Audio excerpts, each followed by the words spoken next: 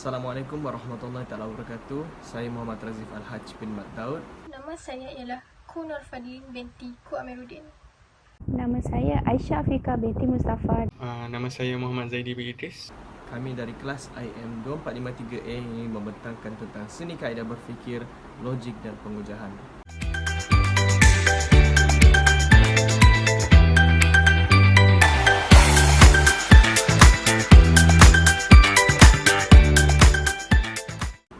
Sebagai pendahuluan pada topik ini, seni kaedah berfikir, logik dan pengujahan, saya ringkaskan kepada 3 perkara.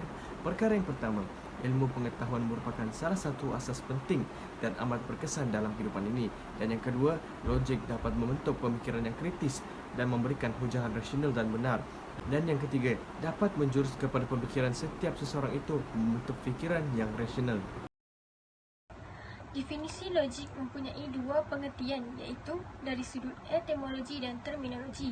Dari segi etimologi, logik berasal daripada perkataan Yunani iaitu logos yang bermaksud kata, utterance, pernyataan, statement, pemikiran, thought dan akal fikiran, reason. Manakala dari sudut terminologi pula ialah ilmu tentang bagaimana menilai sesuatu atau cara berfikir dalam membuat penghujahan supaya dapat berhujah secara sah dan benar dengan lebih yakin. Selain itu, ilmu mantik juga diambil dalam bahasa Arab yang disebut mantik. Berasal daripada perkataan nutqa, juga membawa pengertian yang sama seperti pertuturan atau perkataan yang dilafazkan. Mantik merupakan ilmu yang berkaitan kaedah-kaedah pemikiran logik dalam menangani kesalahan berfikir. Seterusnya ialah sejarah ilmu logik yang dikaitkan dengan nama mantik atau logik muncul pertama kali ketika filsuf sirah, tetapi digunakan dalam erti seni berdebat. Alexander Aphrodisias adalah orang pertama yang menggunakan kata logika dalam definisi ilmu yang menyelidiki benar atau tidaknya pemikiran manusia. Bagi ilmu logik atau ilmu mantik, Aristotle adalah guru utamanya. Dalam kertas kerja ini setelah diselidik, sebelum Aristotle, logik semestinya sudah wujud. Tetapi, ilmu logik sebagai ilmu yang sistematik muncul sejak Aristotle. Salah satu ilmu klasik Yunani yang diadaptasi oleh ulama serta ilmuwan Muslim pada awal abad kedua Hijrah adalah ilmu mantik atau ilmu logik. Seperti ilmu-ilmu klasik lain, ilmu mantik dikembangkan oleh ilmu Muslim dengan memiliki bentuk dan karakter tersendiri yang berbeza daripada logik Aristotle. Selain itu ialah klasifikasi ilmu Al-Farabi dari segi ilmu logik yang merangkumi 5 bahagian yang dapat ditentukan, iaitu pertama, oleh syarat-syarat yang perlu bagi premis-premis yang akan menuju suatu silogisme bagi ilmu tertentu. Kedua, ia juga dapat merujuk kepada definisi silogisme yang berguna dan cara untuk menemukan bukti dialektika iaitu ujian kebenaran. Ketiga, dari segi penelitian terhadap kesalahan dengan mengemukakan bukti-bukti. Keempat, merangkumi pentakrifan oratory pidato iaitu silogisme yang digunakan untuk perdebatan di khalayak. Kelima, melalui penyelidikan tentang puisi yang diselaraskan dengan tajuk-tajuk tertentu. Seterusnya, kepentingan ilmu logik. Kepentingan ilmu logik saya bagi kepada 4 perkara. Perkara yang pertama, memelihara akal daripada kesalahan dalam berfikir. Dan yang kedua, mengembangkan potensi akal dalam mengkaji menggunakan metodologi berfikir. Dan yang ketiga, membezakan proses berfikir yang benar dan daripada yang salah. Dan yang keempat, menajamkan akal fikiran dan membina kebenaran dalam berfikir. Sebagai penjelasan kepada perkara yang pertama, iaitu memelihara akal daripada kesalahan dalam berfikir, di mana akal ini merupakan anugerah Allah SWT yang diberikan oleh Allah SWT kepada manusia. Manusia tidak akan dapat membezakan satu perkara yang baik ataupun yang buruk tanpa akalnya.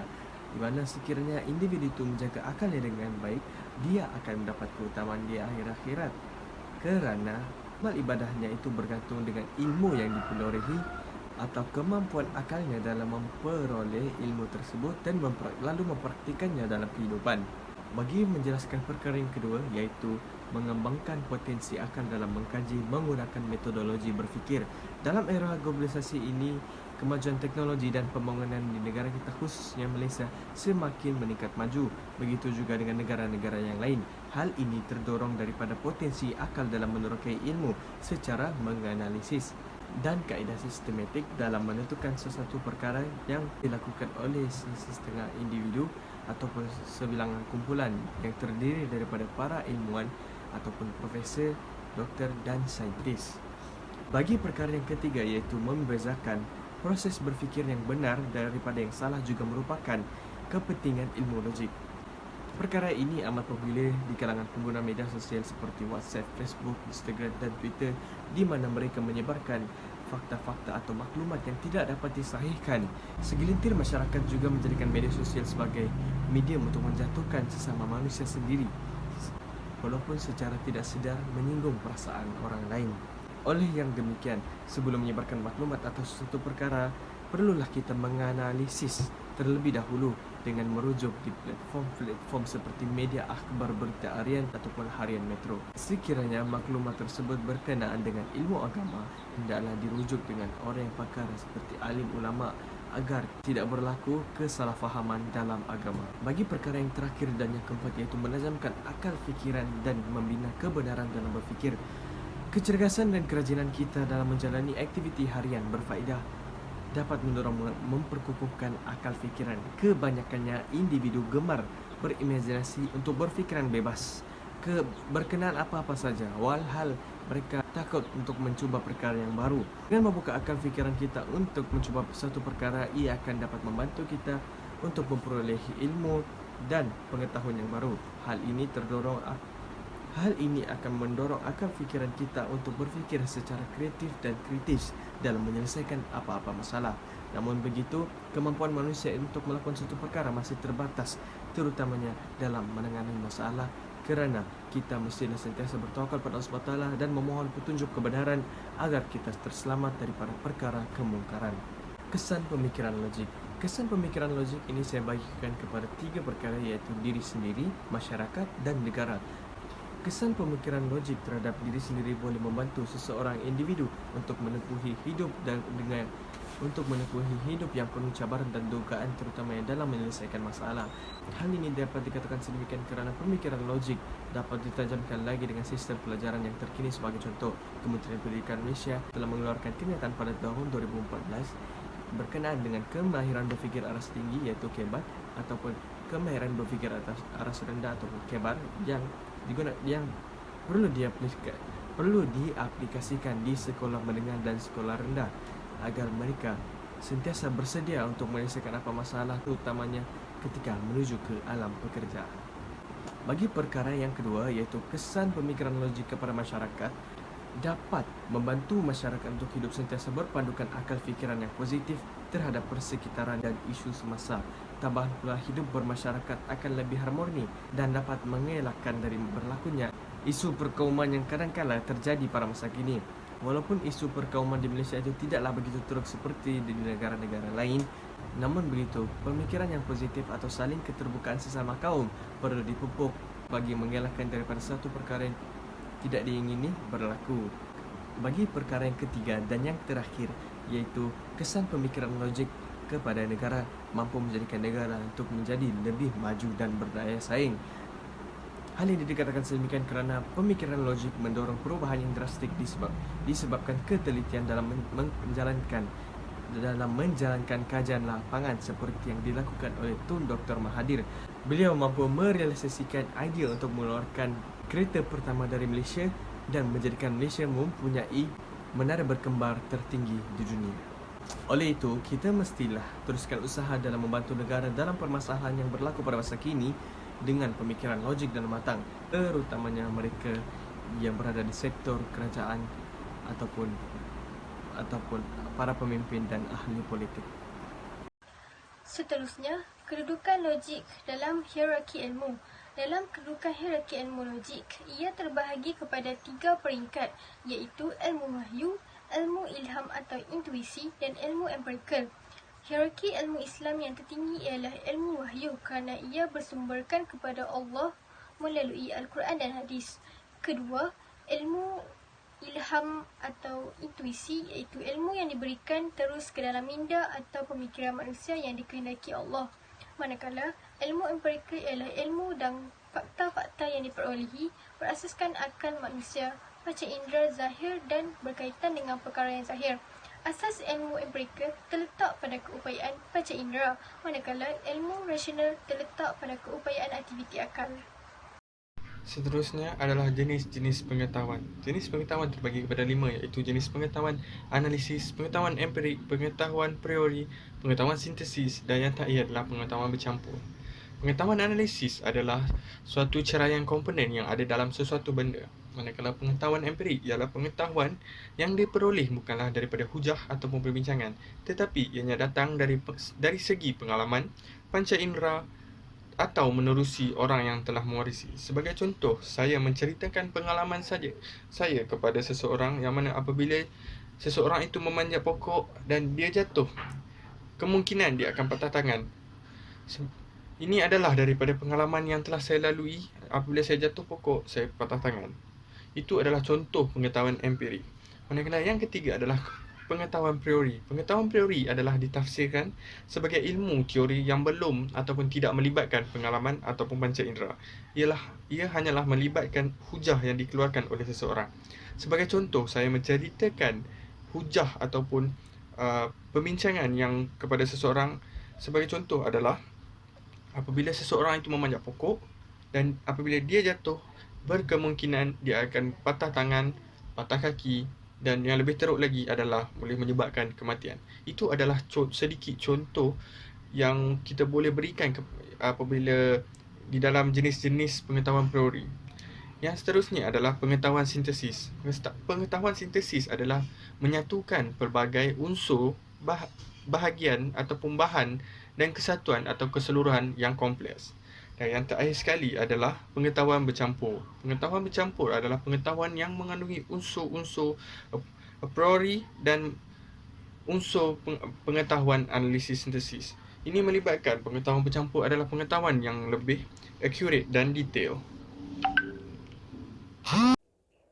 Pembahagian logik dan perhujahan dapat dibahagikan kepada 3 bahagian. Antara bahagian logik dan perhujahan adalah kaedah logik, falasi dan ilmu baru. Kaedah logik mempunyai 4 kaedah. Ia terdiri daripada kaedah didaktif, kaedah induktif, kaedah abduksi dan kaedah heuristik. Kaedah logik. Metod ilmiah yang menggabungkan 4 kaedah digunakan dalam logik dan kaedah perhujahan. Ia menggunakan metod yang sistematik, analisis dan pengujian data. Kaedah yang logik dan perhujahan yang pertama adalah kaedah didaktif. Perkataan didaktif berasal dari bahasa Latin, iaitu di adalah daripada dan dikra adalah memimpin ke arah yang bermaksud memimpin kepada sesuatu kesimpulan. Maksud kaedah didaktif dari arti kata lain ialah kaedah yang berfikir daripada umum kepada yang khusus, yang turut dikenali sebagai logik klasik. Selain itu, kaedah yang kedua adalah kaedah induktif. Maksud kaedah induktif ini adalah kaedah berfikir daripada khusus kepada yang umum. Ia juga turut dikenali sebagai logik moden. Kaedah ini berdasarkan kes-kes tertentu kepada prinsip umum yang mengambil fakta-fakta untuk menghasilkan teori. Sebagai contoh, sebelum perhujahan, para penghujah akan berfikir dengan melihat dan menganalisis maklumat yang sedia ada sebelum membuat hipotesis. Seterusnya, kaedah yang ketiga adalah kaedah abduktif. Kaedah abduktif merupakan kaedah yang mengambil pengajaran iaitu iktibar daripada beberapa pendapat yang lain. Kaedah ini boleh dijelaskan sesuatu perkara dengan tepat melalui bukti yang kukuh. Ia merupakan satu kaedah dengan memilih hipotesis yang benar dan sahih. Sebagai contoh, sesuatu teori yang dihujahkan oleh para penghujah akan disimpulkan menjadi kesimpulan untuk dihujahkan. Selanjutnya, kaedah yang keempat adalah kaedah heuristik. Perkataan heuristik ini berasal daripada bahasa Yunani iaitu heurishin yang bermaksud memperoleh. Kaedah heuristik ini merupakan kaedah yang menggunakan ciri-ciri dan faktor kejayaan.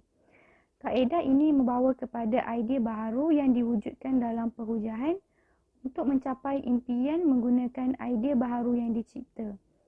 Sebagai contoh, sewaktu perhujahan, maklumat dan pendapat yang diberikan akan diambil dan ditafsir untuk menghasilkan teori dan idea yang baru, seperti menyelesaikan masalah dan membuat keputusan atas sesuatu yang dihujahkan. Kemudian, idea baru yang dihasilkan itulah merupakan kaedah heuristik untuk dijadikan pengajaran dan iktibar. Falasi terdiri daripada dua jenis, iaitu falasi normal dan falasi tidak normal. Pertama, falasi normal hanya berlaku dalam hujah didaktif dan premis hujah yang tidak menyokong kesimpulannya. Perkara ini lebih kepada hujah yang tidak berkaedah betul kerana penyusunannya dan kesimpulannya tidak disokong oleh premis. Falasi ini mudah dikenal pasti kerana kelemahannya yang ketara boleh disedari oleh orang ramai dan hujahannya senang untuk ditolak atau dibangkang. Kedua, falasi tidak normal. Ia merupakan hujah yang mempunyai kelemahan, akan tetapi kelemahan yang didapati itu tidak mempunyai kaitan secara langsung dengan kaedah hujah. Dalam erti kata lain, hujah berkaedah betul tetapi tidak benar. Falasi tidak normal ini biasa berlaku dalam kaedah induktif. Ia amat sukar untuk dikenal pasti kelemahannya dan amat sukar untuk ditolak dan dibangkang. Sebagai contoh, hujah seperti dia rajin kerana dia tidak malas menunjukkan kaedah yang disampaikan itu betul, tetapi ia merupakan sebuah hujah yang lemah kerana tiada kaitan dengan isu yang dibangkitkan. Apa yang dapat disimpulkan daripada kajian ini sebagai penutup adalah ilmu dan pengetahuan adalah benda penting yang perlu dipelajari oleh setiap manusia di dunia. Begitu juga untuk umat Islam, ia adalah benda yang wajib untuk dituntut. Seterusnya, setiap hujah yang disampaikan juga perlu diambil kira dari segi fakta dan keterangan yang telah dilontarkan. Dan yang terakhir adalah ilmu yang logik haruslah diterapkan ke dalam diri seseorang supaya terbiasa akan pemikiran yang rasional. Dengan ini, cadangan menurut saya, hasil daripada kajian ini yang dapat disimpulkan, setiap manusia diberi penganugerahan akal daripada Allah yang menunjukkan adanya peranan logik dalam kehidupan.